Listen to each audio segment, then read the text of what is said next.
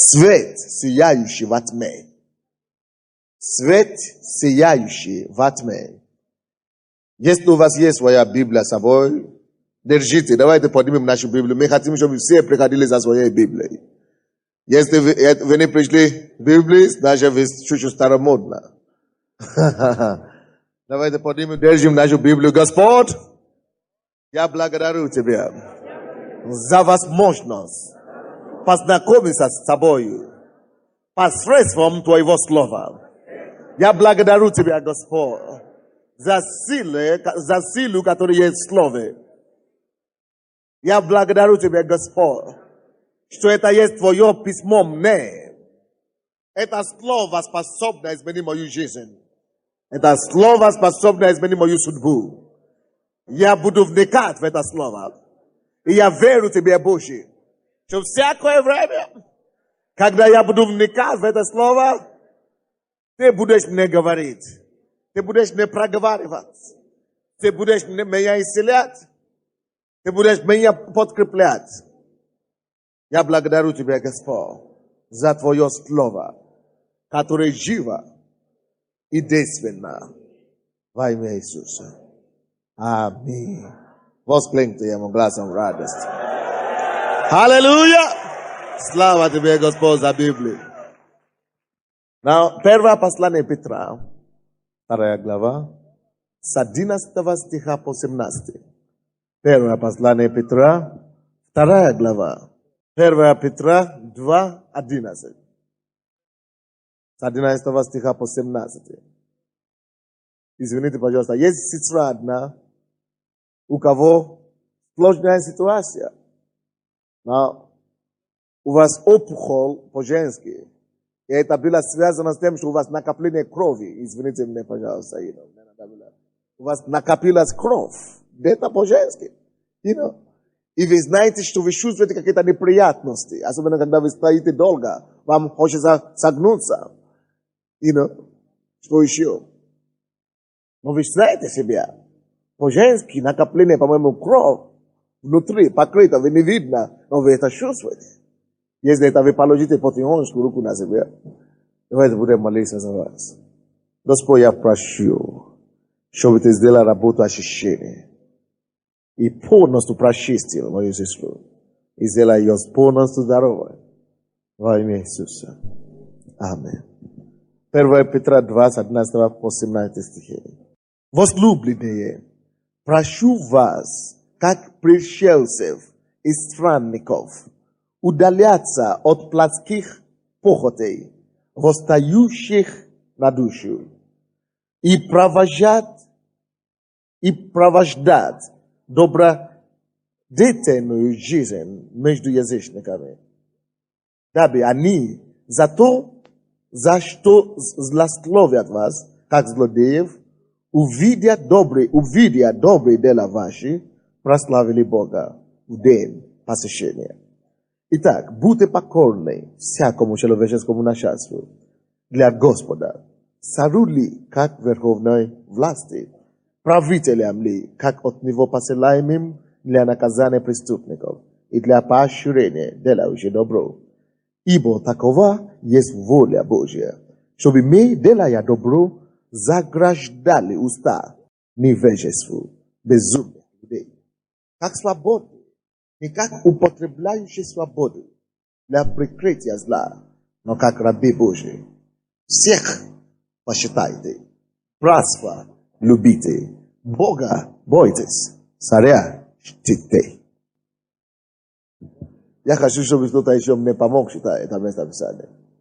Быстрее. С 11 по 17 стих. Возлюбленные, прошу вас, как пришельцев и странников, удаляться от плотских похотей, восстающих на душу, и провожать добродетельную жизнь между язычниками, дабы они за то, за что злословят вас, как злодеев, увидя добрые дела ваши, прославили Бога в день посещения.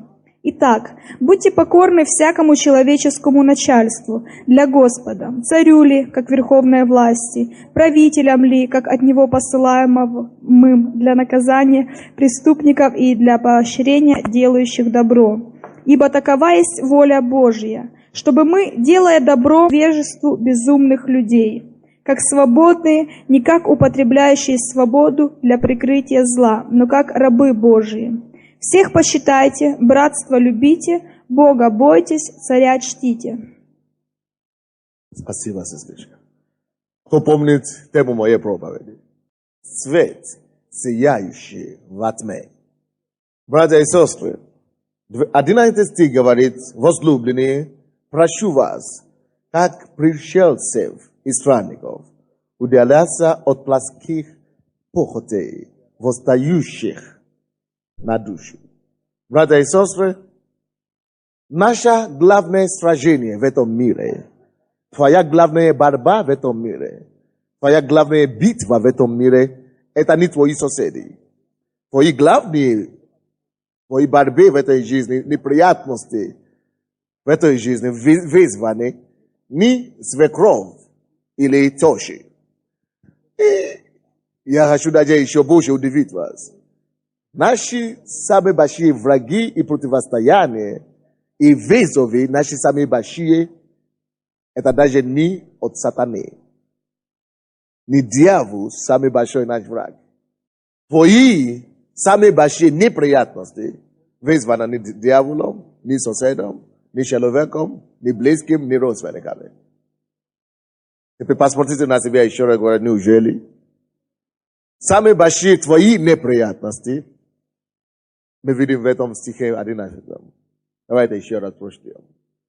Возлюбленные, прошу вас, как пришельцев и странников, удаляться от плотских похотей, восстающих на душу. Я имею в виду христиан. Тут в этом стихе речь идет о христианах. Это есть письмо к верующим. Бог говорит: я прошу вас, возлюбленные, братья и сестры, вы должны вести себя в этом мире как пришельцы и странники. Почему Бог обращается к нам как странники и пришельцы? Потому что это правда. В чем заключается правда это? Эта правда заключается в том, что мы с вами не будем здесь навсегда, на этой земле. Хочешь, не хочешь, тебе придется стать и пристаться перед твоим царем, перед твоим создателем, перед твоим Творцом и дать отчет. У каждого из нас есть родина и будет дом на постоянно. Не на 100 лет, не на 70 лет, не на 50 лет, а вообще на вечно. И этот дом может либо быть Царство Небесное, рай или ад. Ты говоришь: это ерунда, какие-то басни, я не верю в это. Хорошо, добро пожаловать в мир неверия. Ты что, ты думаешь, что ты первый такой? Те, которые шли и не верили прежде тебе, они уже убедились там, пока они горят в аду. Единственная разница между тобой и ними, что они, попавшие туда, уже поздно покаяться. Некуда вернуться обратно. А ты все еще можешь передумать и покаяться. Конечно, не отложить на завтра, потому что это может быть поздно тоже. Потому что ты умрешь сегодня утром, а сегодня вечером. И это не твоей силы. Восстать утром или оставаться мертвым. Каждый день мы умираем с вами. И это в силе только Творца и Бога. Разбудить нас утром или оставить нас мертвыми. Поэтому это крайне глупо думать, что ты можешь обойтись без Бога. Ну, добро пожаловать в невежество. Это слишком глупо. Бог позволяет тебе спать, и Бог дает тебе дыхание утром. Это примитивно думать, что ты можешь без него обойтись. Так или иначе, верующие или неверующие, хочешь, не хочешь, ты все-таки странник в этом мире.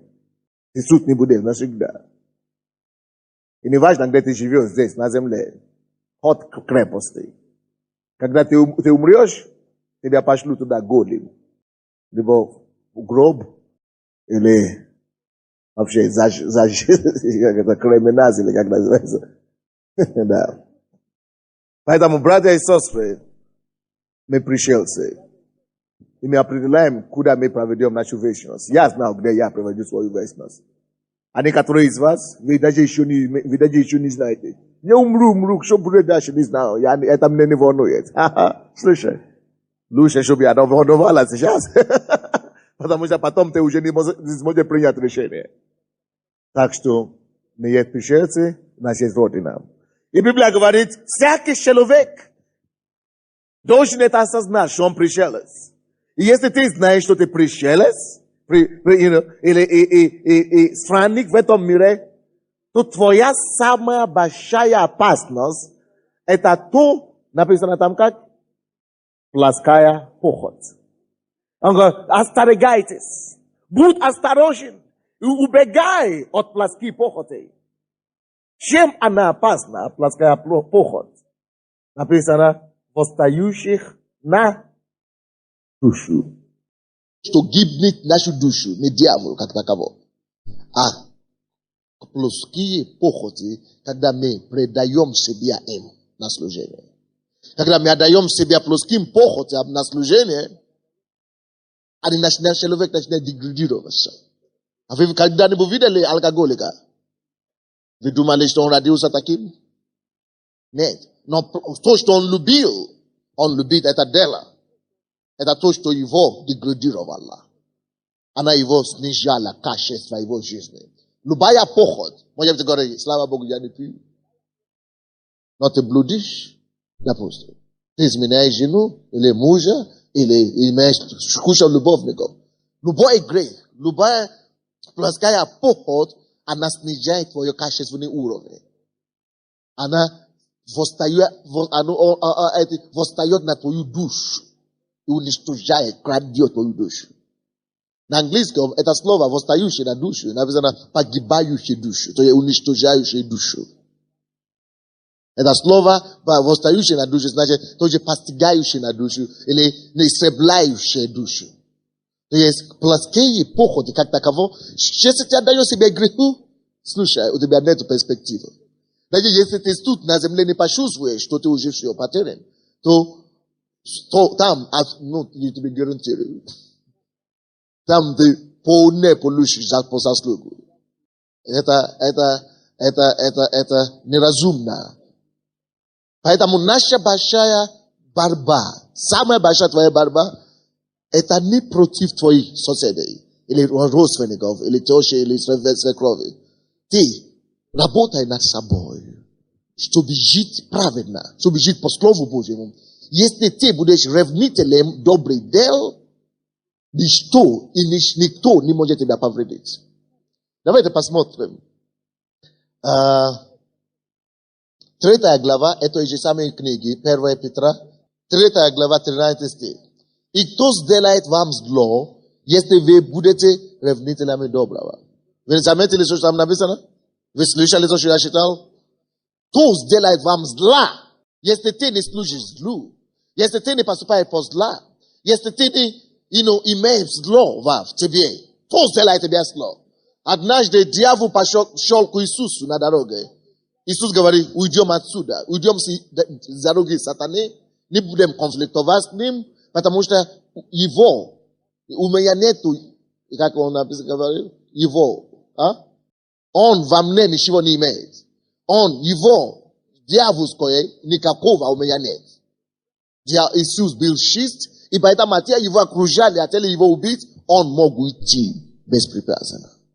То есть сама благочестивая жизнь, сама праведность Божья, она сама по себе уже избережет вас от большинства неприятностей в этом мире. Кто-то скажет, не, но я все, никому не делал зло, никого не грабил, никого вообще не обижал. Чушь вообще никогда не грешил. И все равно у меня такая судьба, почему мне так плохо и так далее. Слушай, мы все грешные. И нет такого, который бы никто не имел никакого греха на душе. Мы все грешные. Но когда мы приходим к Богу, Бог прощает нам все грехи, даем на Его праведность. И Библия говорит, что будь ревнителем доброго. Если ты будешь ревнителем доброго, просто делай свое дело. Не переживай, кто тебя ненавидит, кто гонит за тобой и так далее. Служи Господу и будь ревнителем доброго. И он говорит, кто сделает нам зло? Поэтому, но, откуда же источник нашей силы? Это значит, если Библия говорит, кто сделает нам зло, это значит, никакая сила. Ни человек не может нам сделать зло. А что касается дьявола, то это вообще пораженный враг. Потому что Колоссянам 2:15 говорит нам, что Бог уже одержал победу над ним, возвоевал над ним собой. Он уже побежден. Так что наша большая проблема в том, что есть плоская поход, от которой мы должны избежать, но которой мы часто не замечаем. Что самая большая наша борьба жизненная, это даже не борьба против сатаны или против людей. Самая большая наша борьба, это то борьба за наши сохранение нашей чистоты, чтобы мы не были оскверненными миром. Аминь. И, конечно, мы живем в этом мире, и дьявол давит на вас, допустим, кто-то нажал на тебе на ноги метро, и сразу твоя плоть, плоская похоть, сразу плоть твоя очень реагировать. Либо ругаться, либо нажать обратно, либо ударить. Или, допустим, муж обижает, муж не так сказал, или жена не так сказала, что ты и борьба там, что это такое? Плоское выражение. А потом неприятности пошли в семье, а потом дьявол разрушил мою семью. Перестань обвинять дьявола во все возможные и невозможные грехи. А себе? То же самое сработает. Допустим, говоришь, что не было ничего кушать. Украл с работы, с места работы, тебя потом поймали. Выгнали. Ты говоришь, все это делают, все крадут. А почему я первый раз делаю меня, потом меня выгнали? Почему не помиловать меня, пожалеть меня? Зачем ты вообще украл на первую? Допустим, одна женщина подошла ко мне, она работала на поезде, проводником. И я даже не говорю ее начальнику. Она пришла ко мне, чтобы я, потому что ее начальник ходит в церковь, и чтобы я подошел за ней. Но к начальнику, и говорит, чтобы ее не увольняли. Я говорю, что ты делал? Она говорила, я сорвалась, я напилась первый раз, и потом, неделю или две не выходила на работу. Он мне простил. Первый раз. И говоришь, я покаялась, я говорю, я больше не буду. Я покаялась, все, он меня простил, я говорю, это последний раз. А потом я не знаю, потом сорвалась опять. Я говорю, что теперь хочешь? Он говорит, поговорите с ним, чтобы он. Слушай, хорошо, иди. И ты уже покаялась, иди служить Богу. Пускай Бог тебя простит, во-первых. Но чтобы я говорю, это даже не упомянулся. Она говорит, у меня нечего кушать, у меня нету мамы, нету бабы, у меня ребенок или что-то такое. Куча проблем. Как будто, у нее все самые большие проблемы в мире. Но это проблемы из-за того, что она теряла работу, и потому что она запила. Зачем? Если у тебя только много проблем, зачем ты пьешь? Человек, у кого действительно много проблем, он даже не находит деньги, чтобы купить, чтобы пить. То есть наши большие, то, что восстает на нашу душу, на нашу жизнь, постигает на нашу жизнь, это наша с вами плоская похоть. Если мы сможем одержать победу над самим собой, над своим плотью, вы увидите, что автоматически многие из наши с вами неприятности прекратятся. Давайте я спрошу прямо сейчас, вы увидите доказательства. Кто из вас присутствующий, раньше пил и курил, вы знаете, что вы гуляли, здорово, по-настоящему в миру. Разве это плохо? Приличное количество. Держите руки так. Вы блудили, вы гуляли. Так, держите руки так. Так. Теперь, послушайте. Теперь опустите руки. Вопрос к вам. Кто из вас обнаружил, что эти неприятности как-то стали меньше после того, как вы перестали все эти вещи делать? Все опять поднимали руки. Потому что это правда. Аминь. Поэтому, тем более, когда мы с вами уже стали христианами, братья и сестры, Библия говорит, что тем более тогда мы должны видеть себя и вести себя как странники и пришельцы. Что делает странник и пришелец? Разница между странником и пришельцем в том, что странник всегда вспоминает, что у него есть родина. Пришелец всегда вспоминает о родине. И что бы он ни делал, если он нормальный, конечно, не алкоголик, допустим. Даже алкоголики не вспоминают иногда. Что бы он ни делал, On wspominałeś to nation da Venusa damon. Nation jest rodina, jest ludzie tam, jest rozwój tam. Słuchajcie, Bóg died, żeby my z wami żyli здесь на земле, как будто мы иностранцы здесь, чтобы мы всегда вспоминали родину. Слушайте, я знаю, что многие из вас это не делаете, и вы даже не думаете о небе, вообще вы думаете только иногда критической ситуации, но ты должен жить как странник и иностранец, ты должен постоянно думать о небе. Ты должен вспоминать небо, ты должен знать, что ты должен жить вот здесь на земле на цепочках. Да, на цепочках, чтобы ты был готов отходить в любое время безболезненно. И чтобы это не была катастрофой для тебя или для твоих родственников. Чтобы наоборот это было праздником. Что ты пришел домой. Когда люди возвращаются домой, люди радуются. Аминь. Так что мы, христиане, мы ведем себя тут, не чтобы, написать, раслагаться и так далее, и вообще вести себя как хулиган. Но мы здесь себя ведем с хорошей репутацией. Чтобы мы могли попасть в Божий дом. Потому что Бог свят. И оно святое место. Если мы будем здесь грязь, мы не попадем туда. Аминь. Now, это не моя проповедь, это видение. Теперь давайте будем читать дальше. Вы уже поняли, что плоская похоть восстает на душу, разрушает душу, разрушает жизнь. Что значит восстает на душу? Душу Библия обозначает как жизнь. То есть, то есть похоть любая, она постигает на твою жизнь. Посягает на твою жизнь. Она, делает покушение на твою всю жизнь вообще. Это значит посягает на твою семейную жизнь, посягает на свою, духовную жизнь, церковь, посягает на свою, рабочую, жизнь на работе, трудовой жизни и так далее. Все комплекс идет. Поэтому, братья и сестры, давайте хотя бы в этом направлении одержим победу. Если мы одержим победу над плотью, запросто мы прогоним сатану. А с людьми, люди, которые обижают нас, запросто мы просто будем их любить и даже молиться за них. Аминь. 12 стих. И провождать добродетельную жизнь между язычниками, дабы они за то, за что злословят вас, как злодеев, увидя добрые дела ваши, прославили Бога в день посещения. Вот моя проповедь, начинается отсюда. Вы помните, я проповедую на тему «Свет, сияющий во тьме». Братья и сестры, как христиане, если честно, вы, конечно, помните слова Иисуса, что Он говорит, вы есть свет миру, вы есть соль мира. Если не будет христиан в этом мире, нету вкуса в этом мире, потому что есть соль. Когда нету соли в супе или в шкатушке, нету там хорошего вкуса. То же самое, мы есть соль этого мира.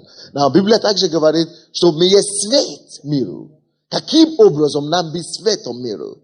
Но мы с вами будем светом, не только когда мы проповедуем, да, Иисус сияет, когда мы проповедуем, но настоящий. То, как Бог хочет, чтобы мы с вами были светом, это то, чтобы наша жизнь, наш образ жизни выражала это. Чтобы просто, вы знаете, зачем нужен вообще свет? Свет нужен там, где есть темнота. Аминь. Если есть темнота в мире, когда свет приходит, что происходит с темнотой? Уходит, темнота уходит. Братья и сестры, если Библия говорит, что мы с вами свет мира, значит в этом мире сплошная темнота. Хорошо, темнота в мире. Значит, если я прихожу туда, где темнота, если я свет, мои поведения, мои отношения, мои поступки, они должны показать свет, они должны принести порядок. Слушайте, не мы должны учиться у мира сего. Это мир сего. Этот мир призван учиться у христиан, которые есть свет мира. Вы не понимаете меня? То есть Бог поставил нас здесь, чтобы быть светом. Представляете, мы свет, и все остальные темнота. Значит, мы диктуем установку. Мы полагаем стандарты. стандарт для этого мира. Наша жизнь, наше житие, наш образ жизни должен ставить людей понятие, где порядок, и где нет, где правильно, и где нет, где чисто, и где нет. Потому что мы ведем такой образ жизни. Вы понимаете, что я имею в виду? То есть здесь говорится об этом. В 12 стихе. Поэтому я говорю, свет, сияющий во тьме.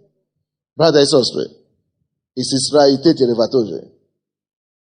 Когда я хочу, чтобы вы посмотрели на себя сейчас, мысленно, и говорит, я призван сиять в мире темноты. Посмотрите, скажите это себе, но осмысленно. И это правда, дорогие. Бог тебя нашел. Не просто, чтобы другие ходили в клубе развлечения, в театре, и ты тоже нашел свой клуб развлечения, ходил в церковь. Церковь – это не клуб по интересам или клуб развлечения. Церковь – это дом для искупленных, или те, которые собираются быть искуплены. Поэтому, когда ты искупляешься, Бог тебя искупил в мире, и Он приводит тебя в церковь, чтобы научить тебя сиять в этом грязном, беспорядочном мире. Вы понимаете меня? Поэтому Бог тебя спас, чтобы сделать тебя лучше. Ты говоришь, я не могу, я такой грязный, я такой грешный. Мы все были такими. Ты думали, что я был чистым? Наоборот. Мы все были грязными. Но поэтому Бог и спас нас, чтобы поставить нас стандартом и примером благочестивой жизни для всех окружающих нас. Повторите за мной эти слова. Бог меня спас, когда Он увидел нужду света. Бог меня спас, чтобы я восполнил эту нужду. Чтобы я пошел туда, где тьма. И воссия там, чтобы тьма ушла, чтобы воцарился свет Божий. Бог меня нашел в моем мире. Бог меня нашел в моей семье. Бог меня нашел в моей сфере деятельности. Чтобы я мог идти обратно туда и воссиять. И проявить славу Божию. Порядок в мире хаоса. Я есть ответ для тьмы моего времени. Я есть ответ. Божий ответ. Чтобы сиять в темноте мира сего. Аминь. Вы верили в то, что вы говорили? Бог вас нашел, чтобы быть ответом. Это правда, дорогие братья и сестры. Бог тебя нашел в твоей семье, потому что Он знает, что эта твоя семья достаточно мучила в темноте. И кто-то должен туда принести свет. Поэтому Он тебя нашел. Бог тебя нашел на твоей работе, потому что Он знает, что там нужен свет. Посрочнее. И досрочно. И нашел тебя, чтобы принести туда свет. И как Бог это представляет себе? 12 стих говорит, что проводите вашу жизнь, добродетельную жизнь. Наша с вами жизнь должна быть какая жизнь? Добродетельная. Что это значит? Это значит искренняя, чистая жизнь, которая наполнена добром. Жизнь, которая делает добро. Это слово добродетельное из двух слов. Делать добро, делать добро. Делать правильно. Делать, поступать, как нужно. То есть Бог призвал нас, чтобы мы были примером добродетельной жизни. Конечно, это не придет за один день. Ты пришел в церковь сегодня и говоришь, брат, рюмку выпил. Вчера покаялся, сегодня рюмку выпил. Но Бог понимает. Бог не хочет, чтобы ты стал святым сегодня же или завтра же. Но Бог хочет, чтобы ты поэтому был в церкви, чтобы ты мог быть верности до такого качества, кого он уже тебя видит потом, и до такого качества, на котором он сможет тебя использовать потом. Вы понимаете меня? Поэтому он создал церковь, чтобы ты приходил сюда и тебя еще поднимал на высшее качество. Братья и сестры, но, к сожалению, я обнаружил, что тем больше некоторые верующие ходят в церковь, тем больше они посчитают за, как это называется, за ссор, за ссор. Некоторые, они начинают быть более несерьезны. Они привыкают ко всем. Я такой верующий. Зачем мне иметь лицензию или как это? Зачем мне работать так? Зачем мне делать то? Зачем мне такой? Я же верующий. Слушай, верующие не поэтому мы призваны, чтобы быть крутыми. Мы вообще призваны верующие, чтобы быть рабом примером во всем. Поэтому, если тем больше ты верующий, тем проще ты должен быть. Тем больше ты верующий, тем доступнее для мира ты должен быть. Тем больше ты верующий, тем больше примером ты должен служить. Есть некоторые верующие, которые наоборот есть соблазн. Но это не то, ради чего Бог нас поставил. Бог нас поставил, чтобы мы были примером благодетельной жизни. Благодетельной жизни. Бог призвал нас, чтобы мы были примером благодетельной жизни. Это значит, пока я хожу с Богом, я должен быть примером жизни, правильной жизни для людей мира сего. Кто из вас знает и согласится с тем, что большинство мира сего, большинство людей в этом мире, даже те, которые учат других и преподают другим в институтах и в школах и так далее, что многие не знают, как жить вообще. Они вообще не разбираются в жизни, тем более знают, как жить. Поэтому Бог, который есть автор жизни, подбирает людей, спасает их от их неприятностей, помогает им в их бедах и показывает им жизнь, дает им азбуки жизни через Библию, чтобы они потом могли войти в мир грешный и научить своими поступками и действиями и словами людей азбуки жизни. Чтобы мы могли научить своими поступками людей, которые вокруг нас жизнь жить. Не обязательно, чтобы мы стали педагогами, этими ораторами. Но просто, чтобы хотя бы по нашей жизни люди видели, что да, вот это другая жизнь. Вот это отличается. Когда я приехал в Советский Союз, братья здесь учились там, я не пил, я не курил, я не гулял. И все в общежитии, они мне говорили, ты вообще, либо ты спортсмен, я говорю, нет, потому что я не думал, спортсмен, я занимался спортом, но не поэтому я не пью, я не курю. Я говорю, чего ты не пьешь, ты вообще с ума поехал?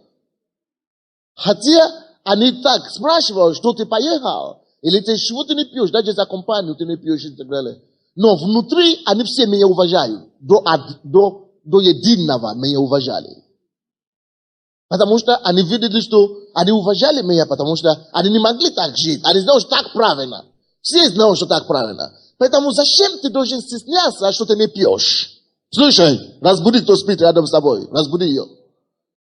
Как это ты можешь спать, когда я проповедую? Когда ты не пьешь, не куришь, не гуляешь, конечно, люди мира сего, они захотят тебя сказать, ты что, ты дурак, ты вообще человек прошлого века. Ты не современный, ты не крутой. Слушай, на самом деле, они это все говорят, чтобы только тебя как-то уговорить, быть как они. Чтобы уговорить вас быть упущенными, чтобы быть упущенными, чтобы быть грешниками, недостойными, грязными, как они. Потому что, вы знаете, мир устроен так, чтобы никто не желает, чтобы как бы другие люди стали бы лучше. Все люди желают, чтобы ты стал лучше меня. Но ты такой же, как я, или еще и хуже даже, некоторые еще хотят. Когда люди замечают, что ты не пьешь среди них, ты среди них, и ты не пьешь, и ты не куришь, и ты ведешь благочестивый образ жизни, они начинают чувствовать себя, дискомфортно. Они говорят, почему ты не пьешь, что за...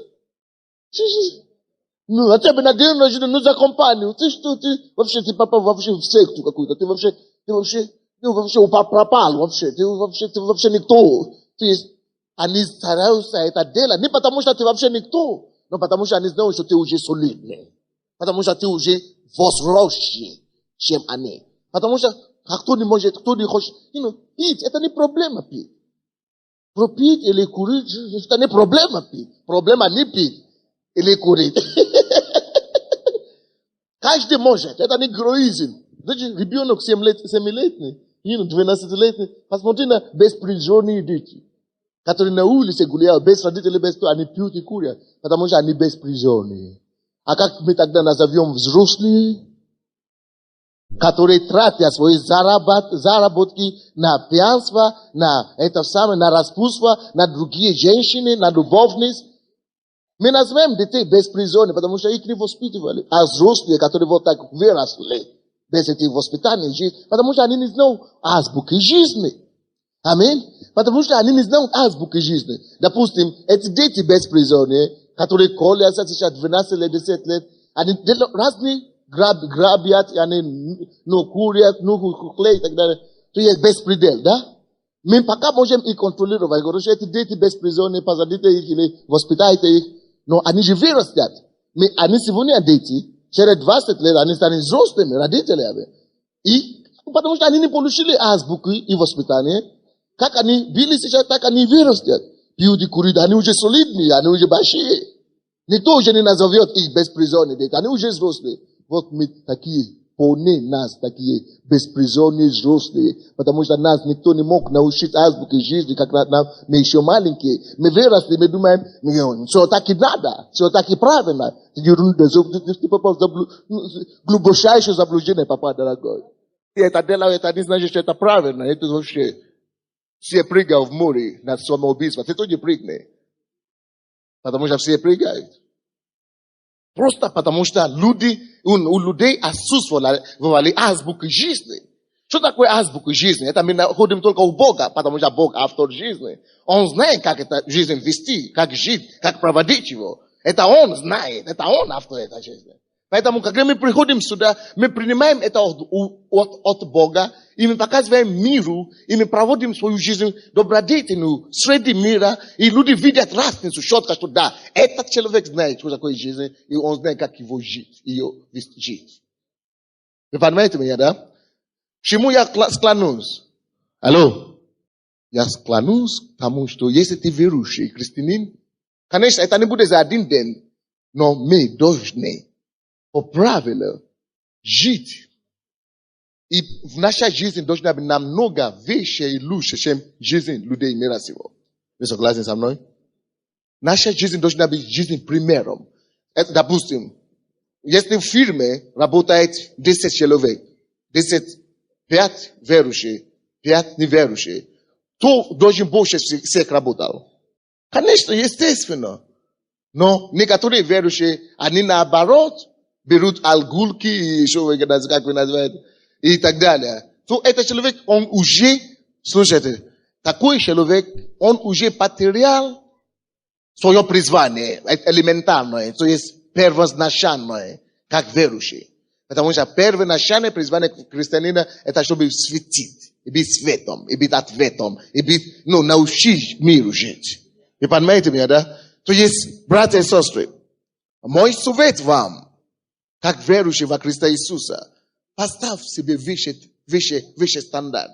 Ты не можешь, конечно, этот стандарт удержать без Слова Божьего. Вот почему важна Библия. Вот почему важно Слово. Вот почему тебе надо кормить себя и получить оттуда силы и ресурсы жить благочестивую жизнь. Аминь. В принципе, я советую вам больше всего считать эти все послания. Евангелие, потому что Ветхий Завет показывает нам прообраз того, что будет в Новом Завете. Но в Евангелии это показывает нам силу Евангелия, жизнь, то есть, демонстрация Евангелия. Иисус делает чудеса и проповедует, Он являет Царство Небесное. Но послание, оно есть письмо верующим, как нам жить. Как верующие должны вести свою жизнь. Это послание. Поэтому каждый день я стараюсь читать Ветхий Завет, Новый Завет и послание какое-то. Хотя бы минимум Ветхий Завет где-то притчи или какое-то место в Новом Завете и какое-то писание. И если я совсем вообще не успеваю ничего делать, я обязательно читаю Писание и Евангелие. И Ветхий Завет какой-то. Но Писание обязательно, это для нас. Если ты не будешь изучать и жить по Писанию, именно эти, что я имею в виду по Писанию, допустим, письмо Иакова, письмо римлянам, и так далее, и так далее. То есть эти последние части Библии. То есть это то, что принадлежит тебе, ты должен кормить и жить этим.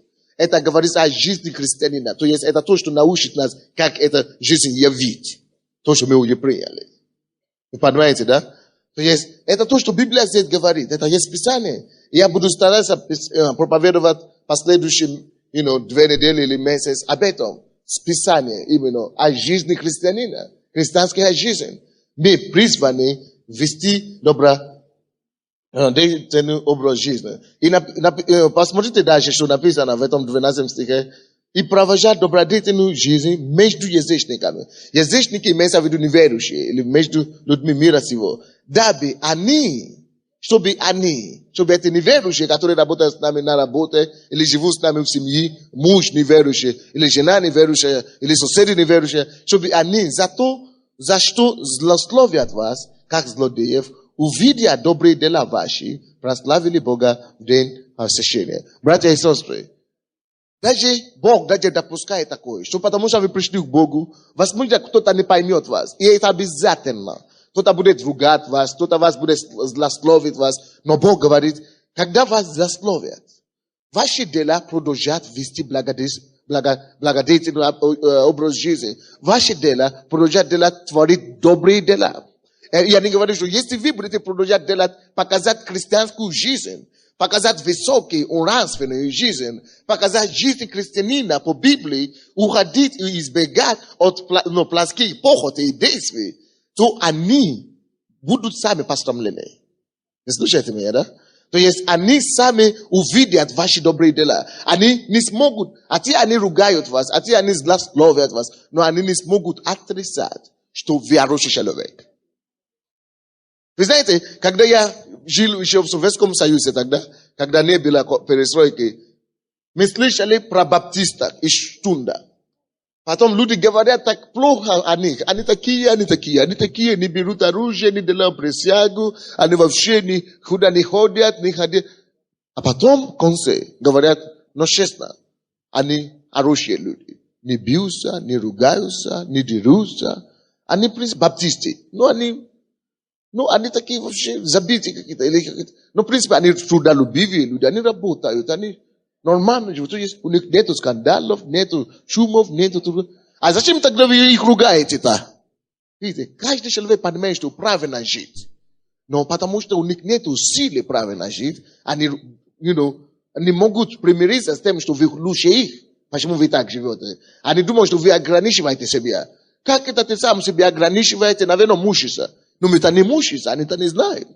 Но поэтому мы должны нести это им. Что слушай, мы не мучимся, мы не ограничиваем себя, чтобы не делать то и другое. Мы просто приняли новую жизнь, хороший уровень жизни. Мы приняли жизнь у автора жизни. Поэтому мы просто это живем, чтобы показать вам, что есть такая жизнь возможна. Приходите к нему, приобретите такую жизнь. Поэтому, братья и сестры, христиане церкви Слова Веры, знаете, что ваше первое призвание, как христианин, это быть стандартом для мира. Быть образцом и примером в труде, на работе, в семье, примером благодетельной жизни. Чтобы люди, которые даже ругают вас, которые даже не понимают вас, могли, прославить Бога за ваши добрые дела. Аминь. И вы, конечно, знаете, если мы будем даже называться христианином до завтра или до послезавтра, и мы будем все равно не убежать от этих плотских дел, мы себе делаем больше вреда. Римлянам 8:13 говорит. Ибо если живете по плоти, то умрете. А если духом умерщвляете дела плотские, то живы будете. Дела истина заключается в том, что дела плотские, они ведут к жизни, к смерти. Но жизнь по духу, жизнь по праведности, она ведет к жизни. Поэтому, если ты уже приобрел жизнь во Христе Иисусе, каким образом нам сохранить эту жизнь? Благочестивую жизнь. Вы понимаете меня, да? Убегать от похоти и так далее. Давайте откроем обратно это 1 Петра 2, который мы читаем. Мы читали уже 12 стих, чтобы они увидели добрые дела ваши и прославили Господа. Так, 3 глава 16 стих. 1 Петра 3:16. Имейте добрую совесть, дабы тем, за что злословят вас, как злодеев, были постижены, порицающие ваши добрые жития во Христе. Библия говорит, ты имей добрую совесть, делай добрые дела все равно. Если мы будем продолжать делать добрые дела, даже те, которые ругают нас, те, которые ненавидят нас, они будут что? Постижены. Давайте все мы скажем постижены. Каким образом мы можем делать, чтобы, постижать те, которые злословят нас за нашу веру или за нашу жизнь, за нашу порядочность, просто продолжать вести такой образ жизни. Библия говорит, что хотят они или не хотят, а рано или поздно Бог, они сделают так, чтобы они были постижены. Вы слушаете меня? Бог позаботится об этом. Но если мы начнем ругаться с ними, что не, я не такой, не, ты тоже такой, посмотри на себя, я такой верующий, я такой, то этим самым ты не помогаешь ни себе, ты портишь твою репутацию, портишь репутацию Бога, портишь свидетельство христианина, и ты даже препятствуешь и делаешь преграду этим людям прийти к Богу. Потому что они говорят, если ты такой верующий, вообще, я не хочу быть так, вообще такой верующий, никогда. Есть некоторые христиане, которые работают в миру, и люди в их семье говорят, если ты такой верующий, я вообще не хочу быть такой верующий. Если ты такой верующий в миру, я не хочу быть. Но если ты живешь праведную жизнь, если ты живешь по Библии, и даже если люди так говорят, что я не хочу, они все равно придут. Потому что построение составит их прийти. Вы слушаете меня, да? Поэтому давайте будем примером благочестивый образ жизни. Я думаю, я продолжу эту проповедь в следующий четверг. Давайте станем. Будем молиться. Давайте поднимем наши руки, поговорим с Господом. Помоги мне быть светом, сияющим во тьме. Помоги мне, Господь, быть светом, сияющим во тьме. Помоги мне исполнить свое призвание. Помоги мне быть примером миру. Помоги мне, Господь, жить согласно Твоему Слову. Помоги мне, Господь, жить по азбукам Твоего Слова, по азбукам жизни, чтобы я мог быть примером для моей семьи, примером для людей на работе, примером для людей окружающих, для соседей, для людей, во дворе, в семье и так далее. Поговорите с Господом. Давайте поговорим с Ним. Поговори с Господом, что ты хочешь вести благоденный образ жизни. Благоденный образ жизни. Порядочный образ жизни. Ты хочешь, чтобы люди другие видели твое благое дело и прославили Господа.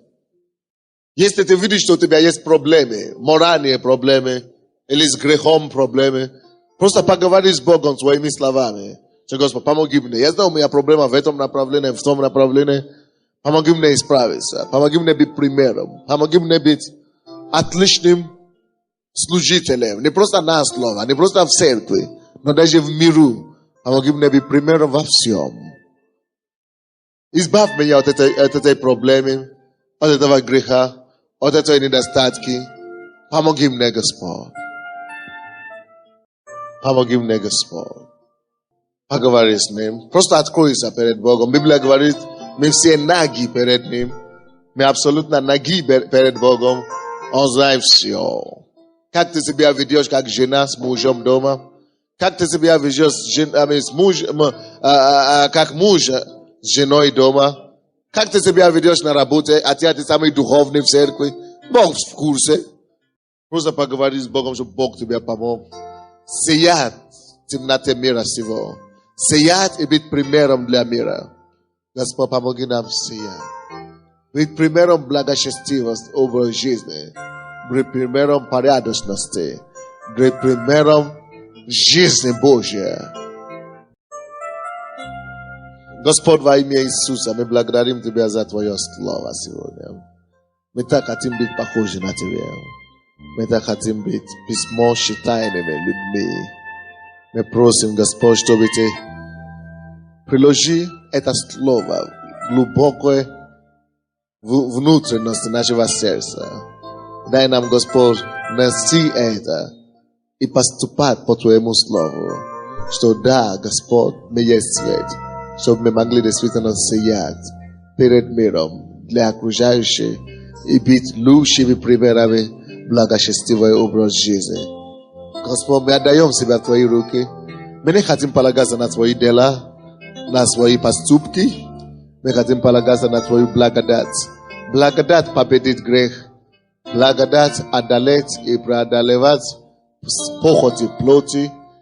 Благодать одержать победу над Своей волей и служить Тебе. Господь, дай нам, Господь, благодать это делать. Быть лучшими примерами в этой жизни.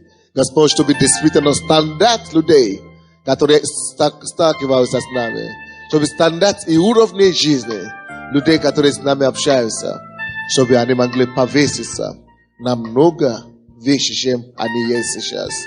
Мы благодарим Тебя, что Ты поможешь нам. Тебе слава и хвала. Во имя Иисуса Христа.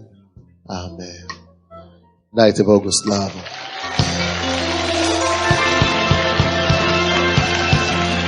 Аллилуйя!